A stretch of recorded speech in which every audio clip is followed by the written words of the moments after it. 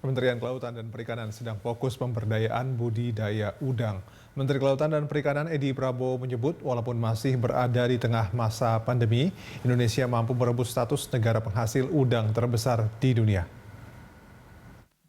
Menteri Kelautan dan Perikanan Edi Prabowo menyebut sektor kelautan dan perikanan memiliki potensi besar menjadi penggerak roda ekonomi nasional. Hal ini disampaikan Edi saat mengisi webinar Jakarta Food Security Summit 5 yang diselenggarakan oleh Kamar Dagang dan Industri Indonesia atau Kadin. Edi menegaskan Indonesia memiliki keanekaragaman hayati yang tinggi baik ditinjau dari kuantitas maupun diversitas. Kemudian sumber daya di sektor kelautan dan perikanan selalu dapat diperbaharui sehingga bisa bertahan dalam jangka panjang asal diikuti dengan pengelolaan yang arif dan berkelanjutan. Edi Prabowo mengatakan saat ini salah satu yang sedang menjadi fokus kementeriannya adalah pemberdayaan budidaya udang. Menurutnya, walaupun masih berada di tengah masa pandemi COVID-19, Indonesia mampu merebut kembali status negara penghasil udang terbesar di dunia. Hanya saja, tanpa kebijakan yang efektif, hal tersebut akan lebih sulit dicapai. Sebagai catatan, tambak udang yang 1 hektar sekarang sudah mampu menghasilkan rata-rata 20 ton.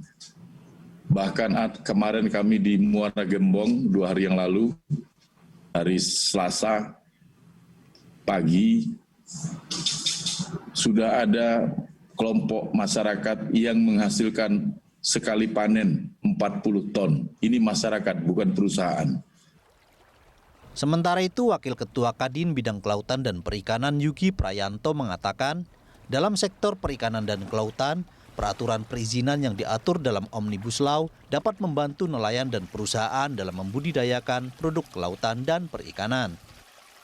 Menurut saya, kalau saya bergerak di budidaya udang, budidaya baramundi, white snapper, itu saya rasa prospeknya bagus dan yang penting ada chain-nya, ada hubungannya dengan supplier dan restoran di kota tersebut. Kementerian Kelautan dan Perikanan melaporkan nilai ekspor perikanan di periode Januari hingga September 2020 mencapai 3,76 miliar dolar Amerika Serikat atau mengalami peningkatan sebesar 7,9% dari periode sebelumnya.